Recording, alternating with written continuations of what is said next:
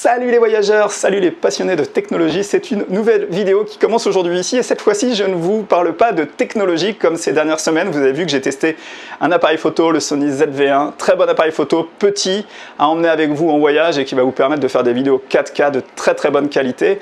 J'ai aussi testé le drone Mavic Air 2, très bon drone, vraiment je pense le meilleur rapport qualité-poids-prix. Il coûte 849 € mais c'est une bête de course. Ils ont mis à jour récemment le drone, il est juste exceptionnel, il y a des fonctions de zoom maintenant numériques mais ça reste quand même vraiment très bon, je vous le recommande vivement. Mais c'est pas l'objet de cette vidéo. Cette vidéo, vous savez que j'ai une chaîne qui parle de voyage. Il y a 3 ans, j'ai tout quitté, je suis parti pour aller à l'aventure, j'ai quitté mon travail, parcourir le monde et ça fait déjà 63 pays et je suis parti donc pour visiter pour d'autres aventures cette fois-ci.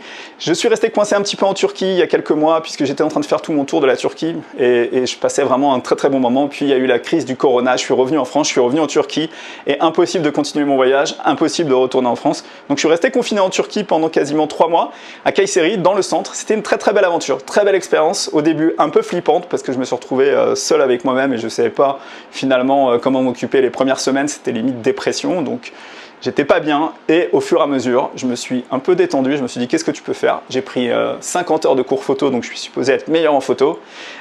J'ai refait complètement mes sites internet, j'ai tout remis à plat, tout l'administratif, les trucs qu'on fait jamais, je me suis mis dedans et finalement ça a été hyper intéressant pour moi de me concentrer sur moi-même, sur mes affaires, mes trucs, tous les trucs que je faisais pas, je les ai faits et donc je suis à jour. Ensuite je suis revenu donc en France pendant 2 mois, on a passé un petit peu de temps en famille, c'était sympa, les parents, les restaurants, la Normandie, c'est toujours très chouette mais à un moment donné en fait il faut aussi repartir parce que d'être en famille c'est bien mais mon truc à moi c'est les voyages et je suis clairement stressé, je veux repartir. Donc le voyage que je veux refaire, c'est retourner en Turquie. Très compliqué de retourner en Turquie au niveau des visas. Il y a une règle pour les touristes, c'est sur les 180 derniers jours, pas plus de 90 jours de tourisme, de visa tourisme. Malheureusement, comme j'étais confiné, j'ai déjà utilisé mon crédit des 90 jours. J'ai essayé d'appeler le consulat, j'ai essayé d'appeler l'ambassade, j'ai essayé d'appeler des numéros de téléphone spéciaux, j'ai essayé de comprendre. C'est incompréhensible. La règle est claire, mais savoir si on peut avoir une dérogation pour touristes, pour ceci, pour cela, c'est impossible à savoir. Donc du coup, même si je voulais aller voir le consulat turc à Paris, à Boulogne-Billancourt, puisqu'ils sont à Boulogne, il faut que je remplisse déjà tous les papiers, il faut que je mette mon billet d'avion, mon truc, mon machin. Comme si je voulais aller m'installer en Turquie, c'est pas du tout l'objet, je veux juste une prolongation de mon visa de tourisme. A priori, j'ai le droit de le faire directement dans des bureaux sur place, mais la question c'est de savoir est-ce que je vais pouvoir re-rentrer sur le territoire.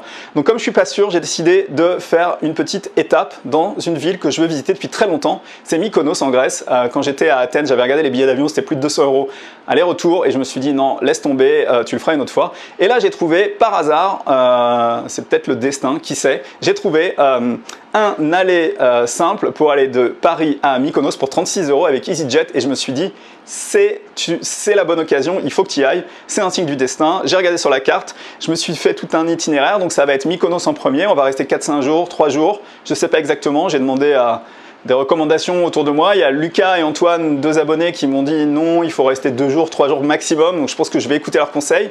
Je vais aller voir les fameux moulins, je vais aller voir les beaux murs blancs et tout, on va faire des belles photos, on va faire voler le drone.